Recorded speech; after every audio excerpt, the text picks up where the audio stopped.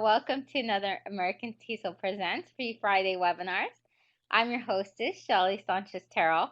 I'm coming to you from Houston, Texas today, and we're here every Friday thanks to American TESOL. American TESOL has different courses for teaching ESL. You can get a certification for that, teaching with technology, or teaching young learners. Today we're going to talk about culturally responsive teaching and provide you some tips and resources. And this is a very new webinar. We're going to talk about, and within that is also talking about teaching borders, international students, immigrants, refugees, migrants, and also English language learners that come to the classroom that are not, that come from different countries. So we're going to try and cover all of that today. You can find the different resources at shellyterrell.com/ELLs. And of course, we also have the American TESOL blog where you can find a lot of different resources as well. And definitely there is a lot to learn about this topic. I think one of the reasons that this topic is so important is because right now in the world, everywhere around the world, different countries are getting different immigrants and refugees. And when teaching refugees or immigrant or migrant students or international students, now I've done this since I've been teaching students of various cultures in different types of language learners since 1994, and work specifically with refugees and when I was teaching in Greece. And then also I was teaching international students in borders and for 4 years in Texas. So I have a lot of different experiences when it comes to this. And definitely when I was teaching in Germany for 4 years, we had a lot of different students from different countries as well. And when you're teaching different learners, it's very important to make them feel welcome, and it's very important to get your students on board with making them feel welcome. And that takes time. There are a lot of needs of international students and migrant students and refugees. Some of these may involve, for example, literacy. Some of your students, especially if they're refugees or migrants or immigrants or they come from different countries, will need have literacy needs. So, for example, when I was teaching in Greece refugees, a lot of them came from Sudan or Russia, and some of them hadn't ever had formal schooling. They hadn't really gone to school. They hadn't had the whole experience of having that structured teaching. And that's important to know if whether or not your students have those kind of needs. So it wasn't only teaching them English language skills, but it was also that you had to teach literacy skills, things like how to identify context clues, how to sound out words, how to about the alphabet. So there was some basic skills that they needed as well. Schooling, if your students haven't had some form of formal schooling and they come to you, then it's important to really be able to understand that they need different things from you on how to be successful at school. So they may need help with, for example, how to organize, how to write in a notebook, how to have a calendar. These are some kind of basic things, how to have a whether or not they need a backpack, they need books, they need translation tools, anything to do because they haven't gone to formal schooling.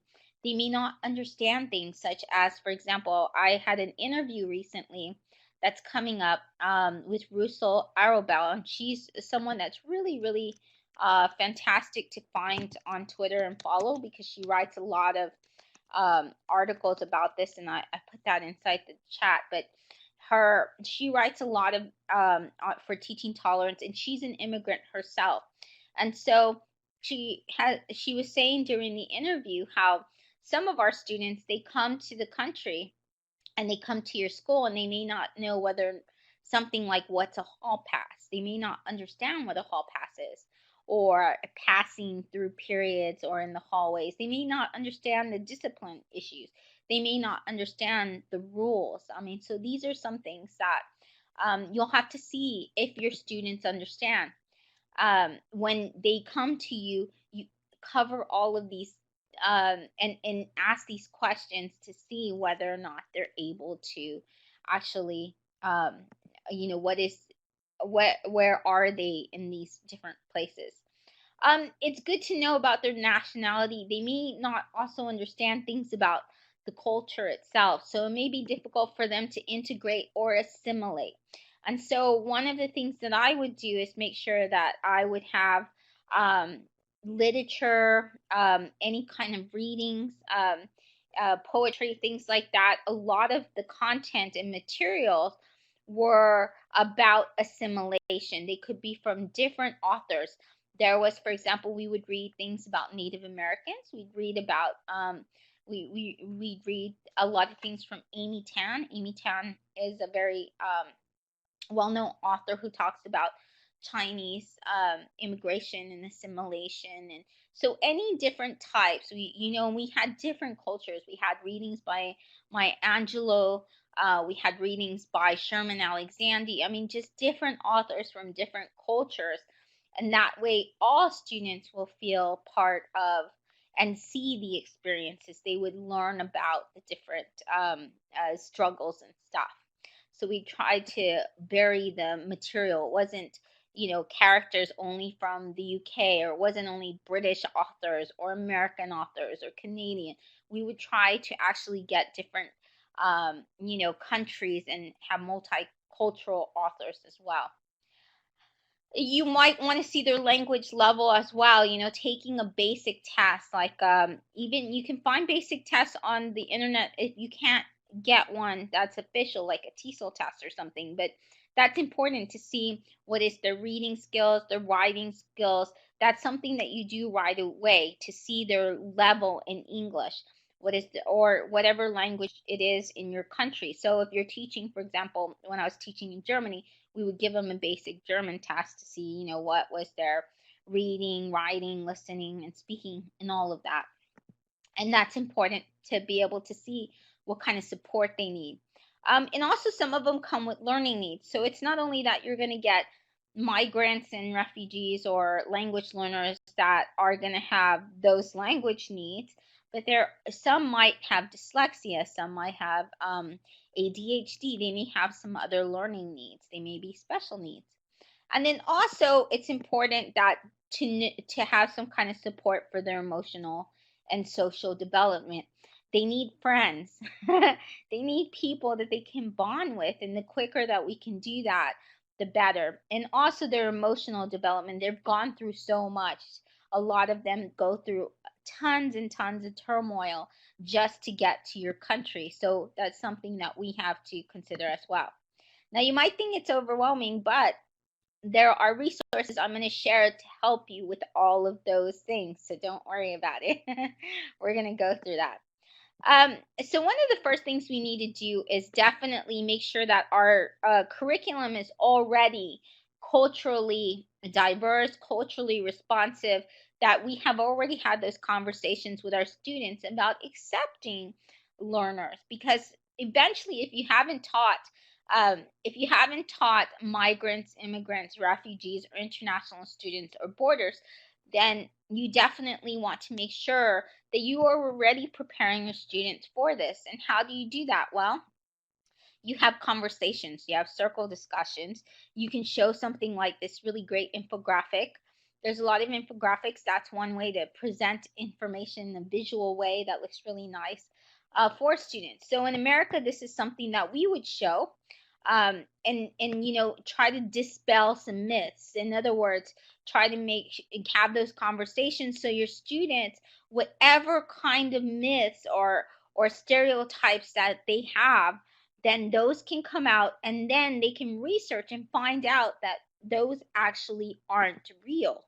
So any kind of misconceptions, and so we'll see some other great activities for that, but I think it's really important to be able to get your students in the conversation ahead of time before you have a new student, to have it to where um, your students are already understanding, okay, in this classroom, we're going to be open and welcoming to immigrants and migrants, or, um, international students when they come. And the reason why I say this is there are different types of students that you may deal with. That culturally responsive teaching really helps cater to all of these. So I'm going to talk about this pedagogy called culturally responsive teaching. And you can find a lot of information if you go to those bookmarks. There's tons of articles and background information, but basically it's the pedagogy that recognizes the importance of including all students in your classes culture and making reference to it in the material, the readings, and the curriculum in activities. And how can we do that? Well, that's very easy. One way is you cannot just depend on your textbook. Textbooks are made to where they're culturally usually not very responsive, because textbooks have to follow certain rules and guidelines. They have to appeal to lots of learners. So one way is by making sure that your readings and everything like that, your content is to where it includes different perspectives. So you may have, for example, I used to use something called the Bedford Reader, and that had several. They had from Native Americans, from African Americans, from Chinese immigrants, from Korean immigrants. We had from Latinos, from South America, from, I mean, just all these different countries. We had materials. If you choose your own articles instead of just depending on the ones in class, then once you can do, what you can do is make sure that those articles come with different cultures represented. So if you're teaching business English, you may want to include CEOs from Brazil, from Greece, from India. I mean, you can, have different perspectives.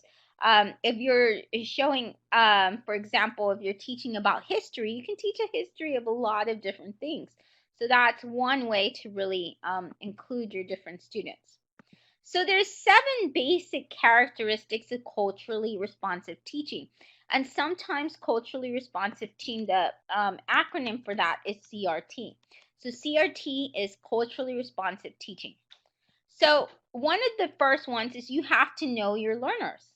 You have to know where they come from. So when you have your learners, and that's really important, you can do this with a survey or a form. I recommend Google Forms. Google Forms, there's a great way to be able to just create a fast Google form you can use year after year.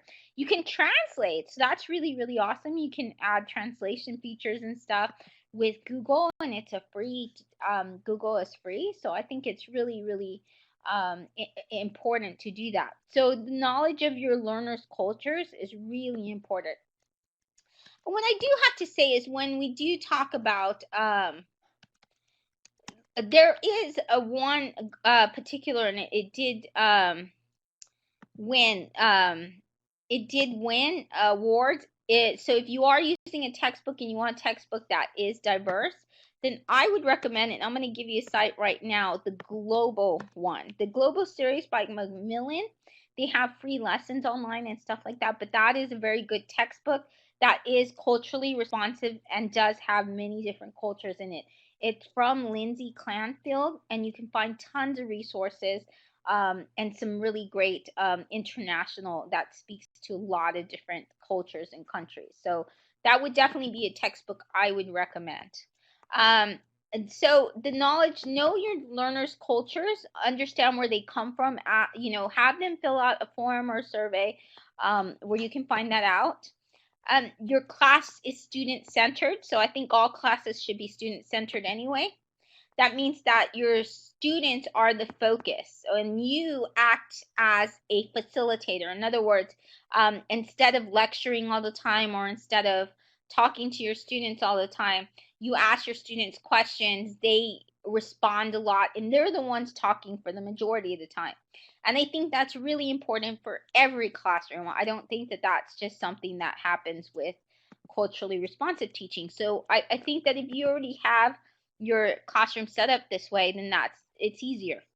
And then there's two things. There's curriculum mediated instruction. So what that means is that everything you do every single day, you are incorporating culture within the curriculum. And that's actually part of the framework, the CEFR, which is if you're teaching anywhere in Europe or anything, then that's would be the European Union. That would be their framework for um, what it is that you're supposed to be including in within your teaching, like what is considered good teaching practice. So that is definitely something that's important that countries have already acknowledged.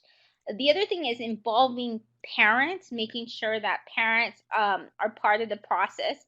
And there are, I'll show you some really good tools for that.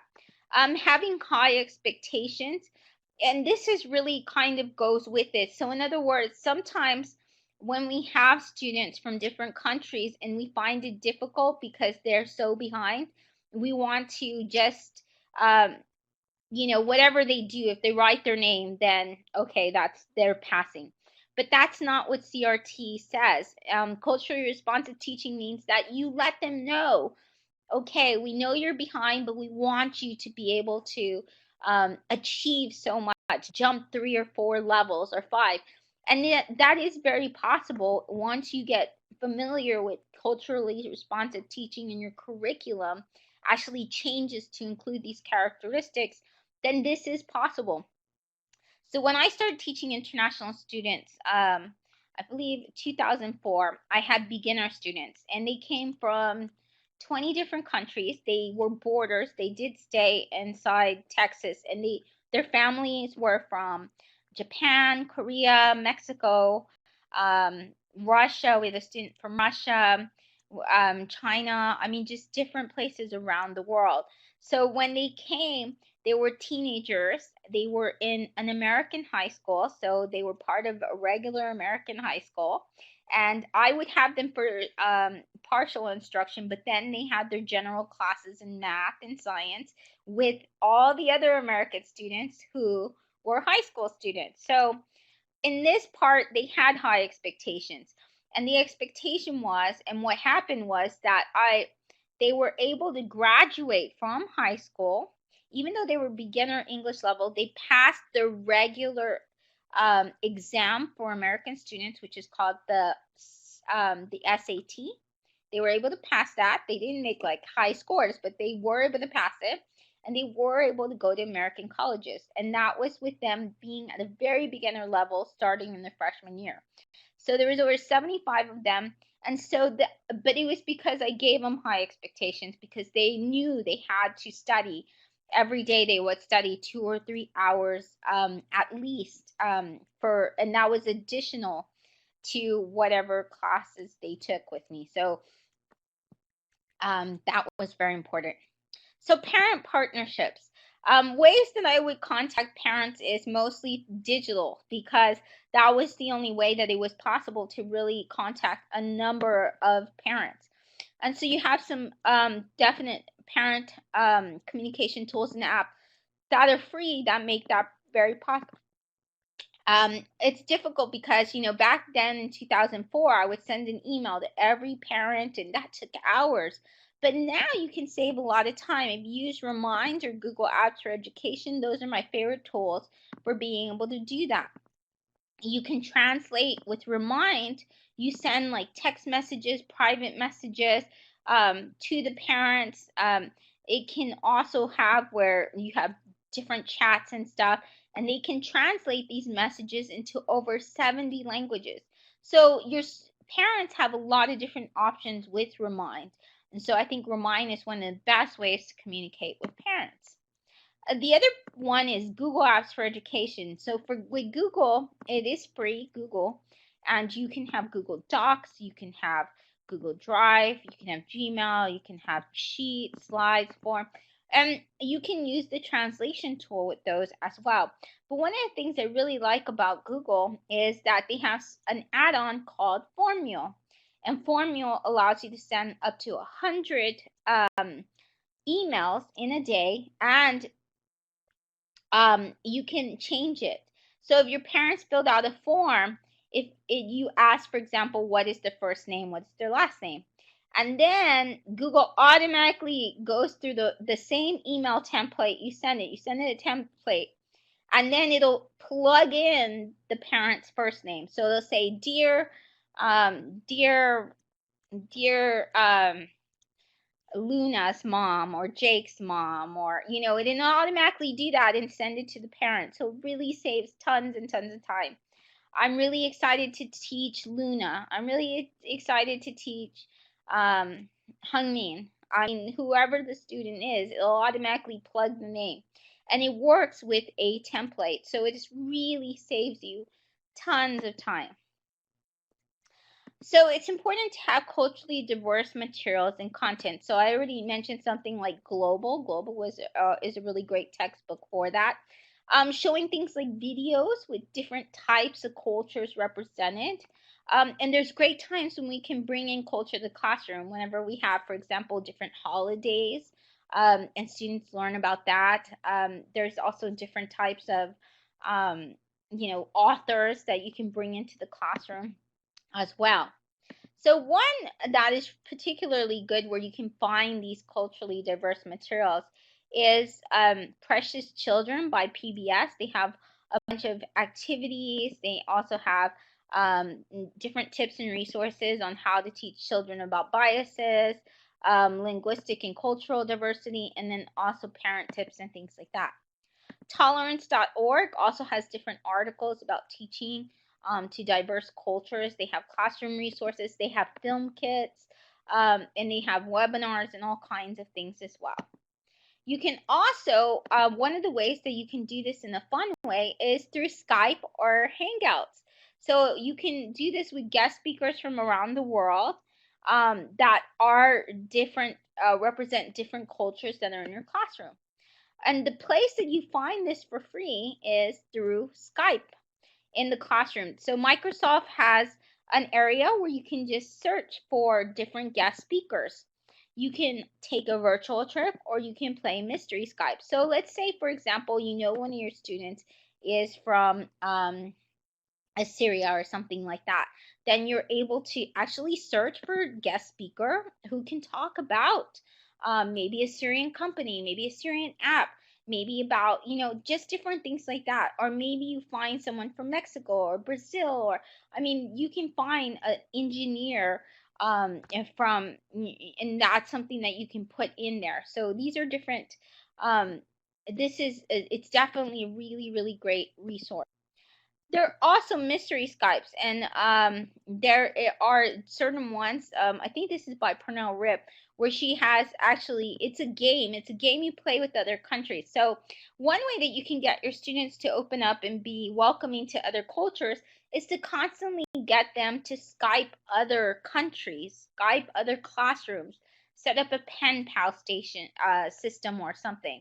So mystery Skypes are great because, and it gives you jobs here. So I really like this site because it gives you how to do it and the different jobs students can have. There's also this you can do on Hangouts, and there's a whole entire community. They have over 5,000 members, and they're actually coming up with some different Hangouts, guest posts, and chats. ePals.com is another place to find teachers around the world to connect with their students and to be able to set up an international project or a pen pal system where your students write with their students. And then there's something called quad blogging. Quad blogging is where you get to work with four different classes from different countries, all taking part and reading each other's blogs and commenting. So you have four, that's why it's called quad. So that's a great way to get students to interact through blogging. And blogging is a really great way to get your students to share their experiences. They may want to share their cultural experiences, what they went through to get to the country, and kind of blogging is a great way for all your students to really reflect and talk about what they're going through. There's the Global Classroom Project, and that will also get you connected with different students around the world. And the student challenge from EduBlogs, that's going to start in September.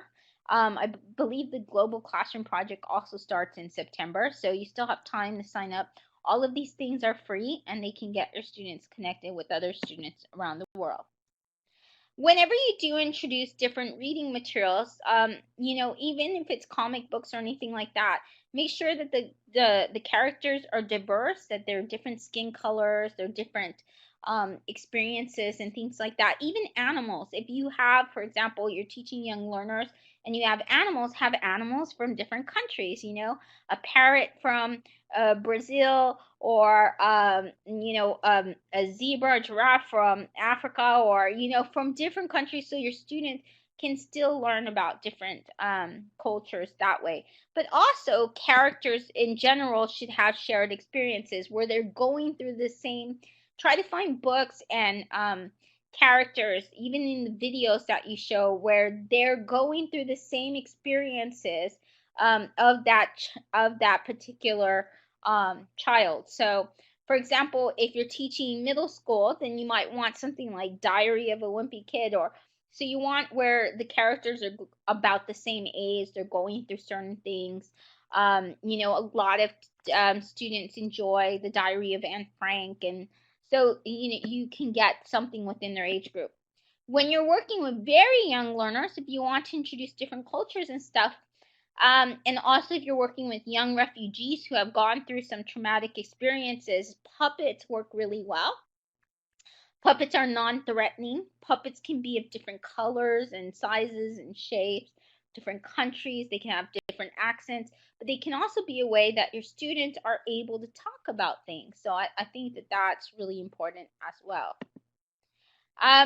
Whenever you do have projects, it should be where you can give them the opportunity, but not force them. Just give them digital storytelling opportunities where they are encouraged to share their cultures.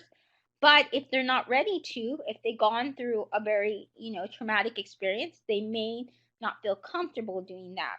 But do give projects where everyone can share their culture, where everyone can share something about themselves, and digital story projects are really good for that.